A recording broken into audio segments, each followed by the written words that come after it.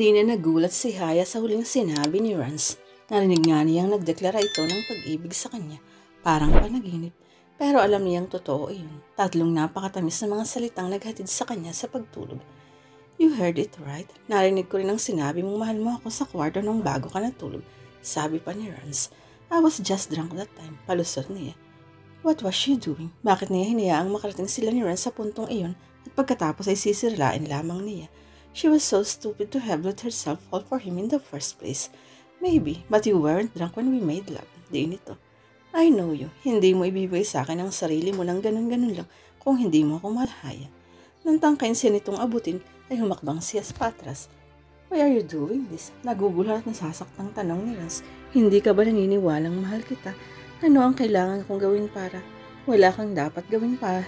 Dahil naniniwala ako sa iyo, pag-amin niya. Okay. Huminga ito ng malalim. Maybe I'm going too fast. Alam kong wala sa balak mo ang magpakasal at hindi muna ako kita pipilitin. Pag naman akong maghintay hanggang sa magbago ang isip mo.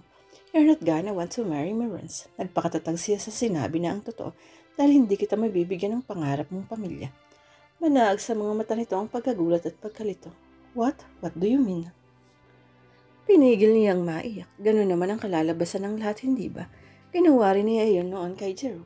Ang pagkakaiba lamang ngayon ay may nangyari sa pagitan nila ni Rance at mas matindi ang pagmamahal niya rito. Ang totoong dahilan kung bakit ayokong mag-asawa ay dahil ayokong magkaanak. Napatda ito. Bahagyang nanlaki ang mga mata at saka nalaglag ang mga balikat. Sa itsura ng mukha nito, daig pa nito ang natalo ng milyon sa sugal. Iyon talaga ang dahilan kaya hindi naging kami ni Jerome noon. Iyon din ang dahilan kung bakit ako nalasing kanina. Nakipagtalo ako sa mga barkada ko tungkol sa hindi pagkakaroon ng anak. And as usual, ako pa rin ang lumalabas na talunan. Well, maybe they were right after all. Maybe it is really to loser kind of thing. You don't want to have kids? Parang hindi makapaniwalang usal nito. Mabigat ang ulong tumangayo siya. Bakit? Here we go again. Inalis ko na sa mga pangarap kong maging ina. I can't be a mother, Rance. I don't want to become one. Ayaw na niyang dagdagan ng paliwanag o ipagtanggol ang kanyang desisyon. Ayaw niyang makipagtalo rito. Ayaw niyang ipamukha nitong mali ang choice niya. Tama na ang ibang taong nagpamukha niyon sa kanya. Baka hindi na niya kayanin ang sakit. Bathaya, tila hindi nito alam ang sasabihin. Maras itong napahid sa pagitan ng mga mata. You want kids, I know. Napakagat labis siya sa pagpipigil na umiyak. Nilamukos niya ang suot na bathrobe sa bandang dibdib dahil namimigat ang kalooban niya. Don't get me wrong, I don't hate kids. It's just that I don't want to have them. I don't want the responsibility. Shit enough, hindi talaga papasa sa kahit sino ang paliwanag niya tungkol sa pagiging childless. Kailangan na niyang tanggapin iyon. Hindi ko rin nasabi sa iyong tungkol dito nung napag-usapan pa natin si Jerome dahil ayoko na noong makipagtalo pa sana tungkol sa choice kong ito. Anyway, hindi mo na kailangang ipilit ang opinion mo sa akin, Mars. Tinatanggap ko ng selfish nga ang kagustuhan kong ito. But why didn't you tell me before we started dating? I mean, Haya, bakit mo lang ito sinabi sa akin? Mahinang pangastigo nito. Masyado nang malayo ang narating natin para nagtiimbaga nga ito kapag kawan ay nagmura ng mahinang. I'm sorry, Rance. I guess I already like you from the very start. Saka masyado akong naliw sa mga ginagawa mo sa akin. Hinahanap-hanap kita lagi. And the next thing I know, pumayag na ako makipag-date sa iyo. Natahimik ito. Hindi pa siguro tuluyang nagsisingkin dito ang revelasyon na yan. Kababakasan ito ng magkakahalong gulat, pagkadismaya, sakit at lungkot. At masasasaktan siya para doon. She didn't want to hurt him. Napahikbi si Haya. Kasalanan ko lahat ito. Hindi na kita dapat hinayaang magsayang ng panahong suyuin ako. Pero kasi, pinahid niya ang mga namamasang mata. Noong una ay gusto ko lang naman ng atensyong ay binibigay mo sa akin. I didn't expect to fall in love with you. But I did. Kaya hindi ko ito nasabi agad. Natatakot akong hiwalayan mo ako. Nang hindi pa rin ito nagsalita ay kinuha na niya ang mga damit niyang nasa kama at nagbihis. Nagpahatid na si Rito pa uwi. Wala silang imikan sa loob ng sasakyan. Haya felt like it was the longest and most agonizing drive of her life. Gusto pa niyang magsalita. Gustong sabihin kay Rance na sana ay mahalin at pakasalan pa rin siya nito kahit ayaw niyang magkaanak. Gusto niyang umapila. Ipilit pa rin ang sarili dito. And God, she was hurting so much she was so close to telling him that maybe she could change her mind. Masyado siguro niya. Itong mahal para isipin baka kaya niyang magbago ng desisyon. But his silence right now was killing her inside, slowly and painfully. Pagbabaya ni Haya sa sasakyan, ay pinilit niyang huwag nang lumingon. Malayang pinadali ang masaganang luha sa kanyang mga pisngi. Pasado 10:00 na ng umaga nang bumangon si Haya mula sa higaan. Mugto ang mga matang nagtungo siya sa kusina upang makapag-almusal. Nagbago ang isip niyang magtitimpla sana ng kape dahil tirik na ang araw kaya nagpunta na lamang siya sa sari sa store nila.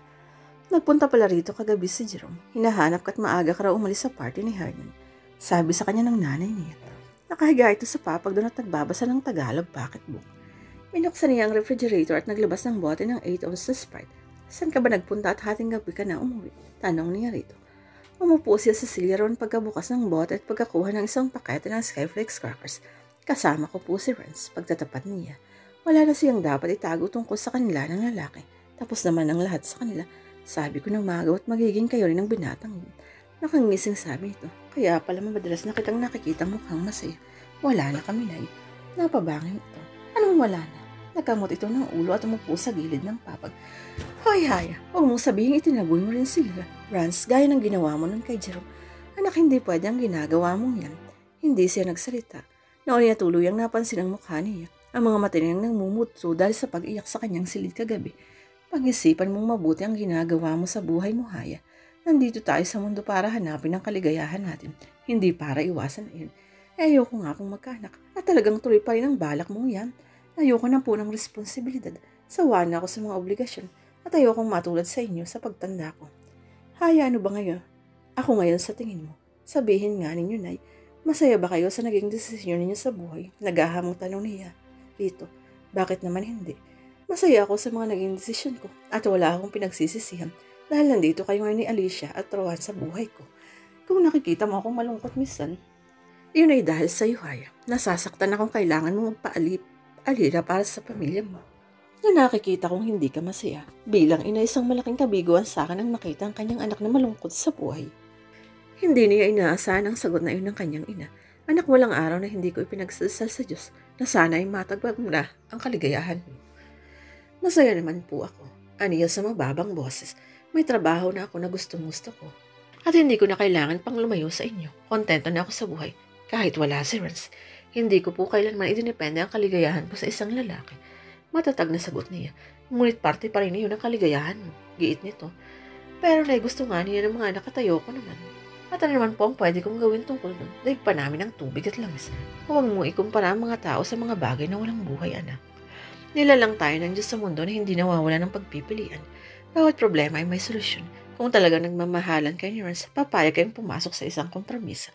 Pipilitin yung magkasundo. Magdadalawang isip ka sa desisyon mo at sisikapin naman yan na intindihin at tanggapin iyon. Hindi na uli siya kumibo. Tahimik niyang tinapos ang pagkain at bumalik na sa bahay upang ipagpatuloy ang pagmumukmuk. Alin sa mga kuko mo ang namatay at mukha kang nagluluksa? Pabirong tanong kay Renz ng daddy niya. Naroon siya sa kanilang ancestral home ng linggong iyon upang sumalo sa pananghalian. Napansin siguro nito ang kanyang katahimikan at nanlalalim ang mga mata. Puyat lang, Dad, sabi niya habang patuloy na nilalaro ng kanyang kubyertos ang mga pagkain niya sa plato. Hindi siya nakatulog ng nagdaang gabi dahil sa bigat ng pakiramdam niya. The woman he loved, the one he wanted to marry, didn't want to have a family. At minsanan sa kanyang ibinagsak iyon, hindi siya handa. Hindi niya alam ang eksaktong iisipin. Kailanin mo nga pala ulit dadalhin ang girlfriend mo rito, usisa ng kanyang ina. Ngumiti siya ng mapait. Di ba nobya nga niya? Inililihim lang nila. Ay chismis na siguro ni Ken sa mga ito ang sapantahan nito. Sino ba kasi ang hindi mag-aakalang walang romansa na mamagatitan sa kanila ni Hai? It wouldn't take a rocket scientist to figure that out. Mga tingin pala lamang nila ni Hai ay booking na sila. Hindi niya naiwasan na mapailing. I don't know yet, ma'am. Gusto ko kasi siyang magpahinga mula sa trabaho tuwing weekend. Sabi na lamang niya. Hindi pa niya kayang sabihin na tapos na ang lahat sa pagitan nila ni Haya o kung gusto nga niyang matapos iyon. Mahal na mahal niya ang dalaga. Ang nangyaring pagtatalik sa pagitan nila kagabi ay lalo lamang nagpatibay ng nararamdaman niya para dito. But God, she doesn't want to bear my children. Was that it? Was he going to stop loving her now just because she didn't want to have babies? Hanggang lang ba ang sukatan ng kanyang pag-ibig kay Haya? Parang walang lasa ang pagkain sa loob ng kanyang bibig. Now he felt so guilty he couldn't even swallow his food. Baka naman nag-aaway kayo. Dudang usisa ni Ken. Tinapunan lamang ang niya ito ng masamang tingin. Parte yan ng isang relasyon. Sabad ni Resha na tinapik sa braso ang katabi nitong si Dustin. Right, segunda rito ng kanilang ina. Kami nga ng daddy niyo nag-away nung kakakasalang namin dahil sa ilaw sa kwarto. Ayaw matulog ng mami niyo ng madilim. Ayoko namang may ilaw, sabi ng daddy nila. What did you do? Tanong ni Resha sa kanilang mga madu. Nagkasundo kami iyon na lang ang lamp sa katabi kong side table. Nakangiting sagot ng mami nila. So I forced myself to learn how to sleep in very dim light. Nakasanayan ko na kasing at least ay 3 table lamp ang nakasindi pag natutulog ako. I couldn't sleep in total darkness, pero binago ko yung para sa daddy ninyo. Ako naman ay sinanay ang sariling matulog na may konting ilaw sa kwarto. Anang kanilang ama. Ganon talaga sa isang relasyon. You are willing to make sacrifices, meet each other halfway. Wala namang problema ang hindi pwedeng pag-usapan at pagkasundaan. Tahimik na ipinagpatuloy ni Ernst ang pagkain. Samut-sari nang nasa kanyang isip ng sandaling iyon, ngunit kahit ano pa ang naisip niyang gawin, sa nag-iisang konklusyon pa rin siya na uuwi. Iniibig niya ng lubos si Haya. At hindi niya kayang mawala ito sa buhay niya. He wanted to spend the rest of his life with her. Bisita ni Haya si Jerome isang linggo ng hapon. Hindi na siya nagpatumpik-tumpik pa rito. Hindi niya gusto na tila nakikipaglapit ito sa kanya. May naaamoy talaga siyang kakaiba rito sa pagtawad at pagtext nito sa kanya kagabi. What do you want, Jerome? Diretsang tanong niya. Hindi rin ito nagpatumpik-tumpik. I want us to get back together, Haya. Wala na kami ni Karina. Ano? Salubong ang mga kilay na sambit niya. She left me a month ago. Gusto na niyang mag-file. Nanganalmat sa lalong madaling panahon. Pumuntang hininga ito. Actually, matalagal na talaga kami hindi masaya sa pagsasama namin. Ako lang naman itong napilit na patagalin ito. Pero nung iwan niya ako, hindi na ako naghabol pa. Bakit kayo naghiwalay? She wanted baby so desperately. Iyon din naman ang gusto mo, hindi ba? Umiling ito. May pait sa expression ng mukha nito. I can't have kids, Haya. Ano ito sa nabasag na boss? Natuklasan namin bago ako pagkatapos ng maraming buwan na hindi kami makabuo ng bata. Hindi niya alam ang sasabihin, but somehow she felt sorry for him. Ito ang isang lalaking walang ginusto kundi magkapamilya, ngunit pinagkaitan pala ng kakayang makabuo ng supling. So here I am, ma'am, begging you to take me back. Hindi na sana kita pinakawalan noon. Di sana ay 2 taon na tayong kasal, kahit na walang anak. Ayokong tumandang mag-isa, Haya. He pleaded with her. Wait, so nagsisisi kang pinakawalan mo ako dati dahil we could have been the perfect couple. Hindi makapaniwalang bulalas niya. You don't want kids and I can't have them. So, I'm sorry, Jerome. Pero matagal nang tapos ang lahat sa atin. Wala na rin akong nararamdaman para sa'yo. Putol niya sa sasabihin ito. Can we start over again? Apila nito. You're a selfish person, alam mo ba yun? Hindi niya napigil ng sabihin. Pinili niyang gamitin ang salitang person kaysa Jerry. Pansariling kaligayahan mo lamang ang iniisip mo. Parang lahat na lang ng bagay kailangang umayon sa kagustuhan mo. At ang kapal mo namang pumarito upang makipagkaalikan sa akin. Bakit inaakala mo bang papayag akong mapa sa'yo kasi hindi ka na makakapagdiwan na kailangan mo ng anak mula sa akin dahil hindi mo pala kayang bumuo? Kahit pa siguro ibang sitwasyon niya lang, kahit pa sabihin wala si Ron sa buhay niya, hindi siya papayag sa kagustuhan nitong iyon. Hindi siya isang rebound girl o fallback lamang. Matas ang paggalang niya sa sarili. Nagulantang yata ito sa mga sinabi niya dahil tila nalulun nito ang dila. Nagyuko na lamang ito ng ulo. I'm sorry about your situation. Sincirong sabi niya maya-maya. Ilang saglit pa ay nagpaalam nito. I was thankful that Jerome came over and talked to her. Dahil sa oras na yun, lalo niyang napatunayan kung ano talaga ang gusto niya sa buhay at kung anong kaya niyang isakripisyo para sa pag-ibig. Handa nang tumaya si Haya para lamang hindi mawala sa kanya si Rance. Iyon ang napatunayan niya, kaya lakas loob siyang pumunta sa bahay ni Rance. She loved him so much. She had never fallen in love that hard before, not even with Jerome.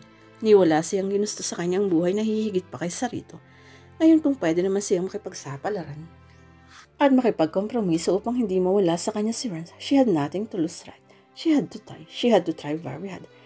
Sakay ng inarkay nilang tricycle sa hapong iyon ay binagtas niya ang kalsada papunta sa Tierra Roja, sa bahay ni Rance. Sa gitna ng tunog ng makina ng motorsiklo, dinig niya ang malakas na pagkabog ng dibdib niya. This was it. Hindi siya pwedeng umurong. Maya-maya ay may nakasalubong silang itim na pickup. Kilala niyang sasakyan. Kay Rance yun. Mabilis niyang pinatigil ang driver ng tricycle at bumaba. Napakatuloy ng takbo ng pickup at halos hindi na niya matanaw. Pagamat natataranta, nagawa niyang kunin ang cellphone mula sa kanyang baga tinawanan si Rance. Haya, gulat na sabi nito sa kabilang linya ng telepono. Rance, nandito ako ngayon sa kalsada. Pupunta sana ako sa bahay mo para kausapin ka. Sabi niya. Inusisa niya ng paninang kinaroroonan niya. At nadiskubreng eksaktong nasa highway boundary pala siya ng pagitan ng Alawa at Tierra Roja. Nasa ilalim siya ng welcome art ng kabilang bayan. Nakita ko ang sasakyan mo at, You're where? Wait, sweetheart, pupunta ako sa bahay niyo ngayon. Natatarantang bulalas nito. Lalong kumabog ang kanyang dibdib. Papunta ka sa bahay. Pumalatak ito. Yes, I wanna see you so badly, Haya. Okay, stay there. We really have to talk, baby. Ibabalik ko lang itong pick-up. Where are you right now? Sa boundary. Nalasabik na ni Nena Ruiz na sabi niya. Eksaktong sa pagitan ng mga bayan natin. Got it. Just stay. Don't leave, okay? I'm not going anywhere. Natatawang sabi niya. Inayaran na niya ang tricycle driver at nagpaiwan doon. Ilang saglit pa inatanan niya ang pabalik na sasakyan ni Rance. Tumigil yun sa tabi ng daan sa tapat niya. Mabilis na umibis si Rance na katulad niya ay bakas din sa mga mata ang puyat. Nagsalubong sila at sa isang higlap ay mahigpit na nagyaka. I'm sorry, sweetheart, sabi ni Rance sa boses na bagyapang pumiyak. I'm so sorry na wala akong nasabi kagabi. I was just so shocked to hear from you and I didn't know what to think exactly. I am so sorry that I was selfish, that I only thought about what I wanted. I've come to realize that I love you so much, that I am willing to do anything to make you happy. Sabi pa nito na nagpadapo naman ng kaligayahan sa kanyang namimigat na dibdib. Rance, kumala siya mula sa pagkakayakap nito at humawak sa magkabilang braso nitong ayaw pakawalan ng kanyang bewang. Huminga siya ng malalim.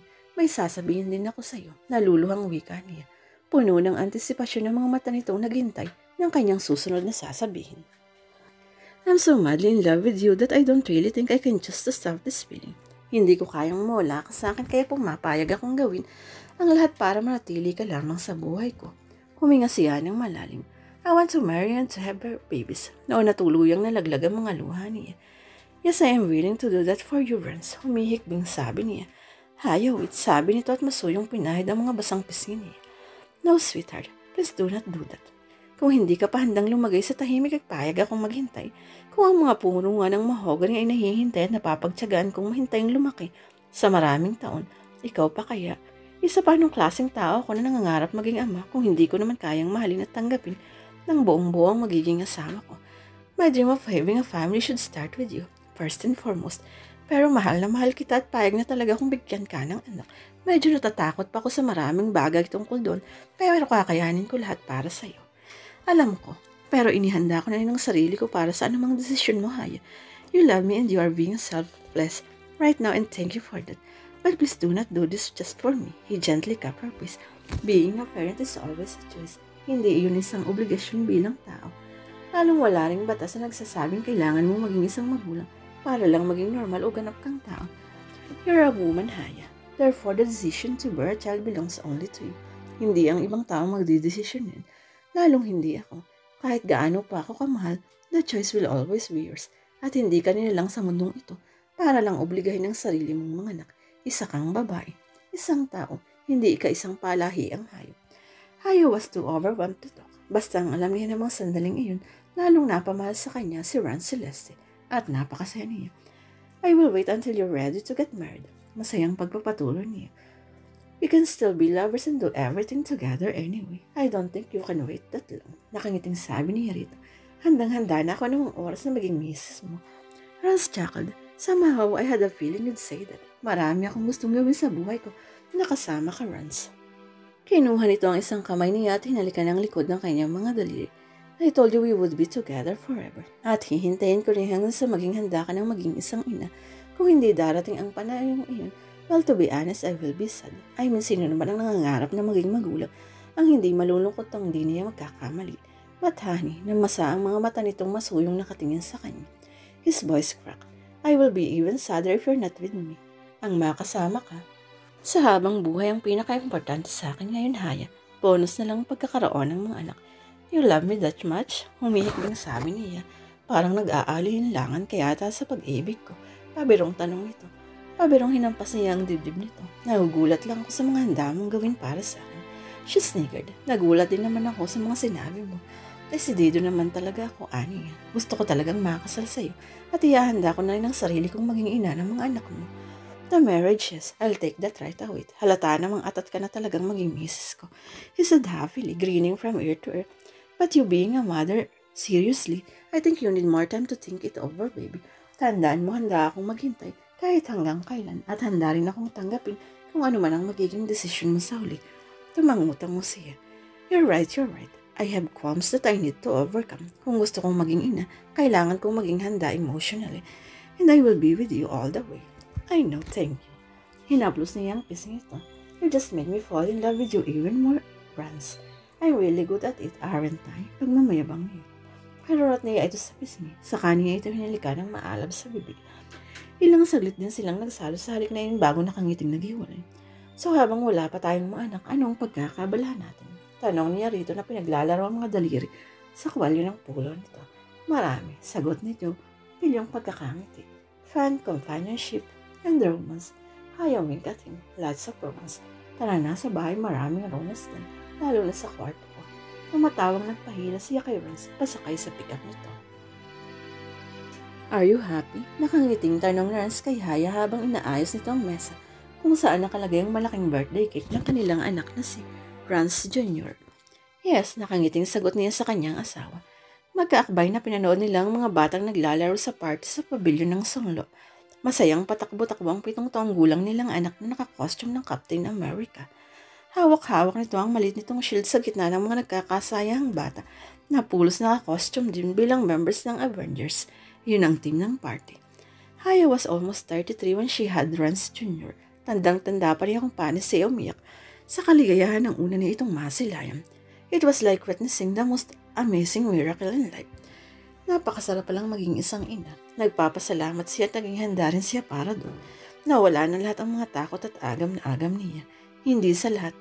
At higit sa lahat nagpapasalamat siya sa mahabang pasensya at hugas na pagmamahal ng kanyang asawa na handa pa rin manatili sa piling niya kahit na ano ang nangyari. It was their love for each other that preferred for her to be a mother. When she decided what she ready for motherhood, it was completely her choice. Si Haya na siguro ang pinakamasayang magko-quarantine years na babae sa mundo. She already had what she wanted out of life and more. At sa bawat paghahanap niya ng kanyang kaligayahan, ay nasa tabi niya si Rance. I love your beautiful smile, wife. Puno ng kagalahang sabi ni Rance nang tumingin ito sa kanya. You know how I learned to smile like this, sabi niya.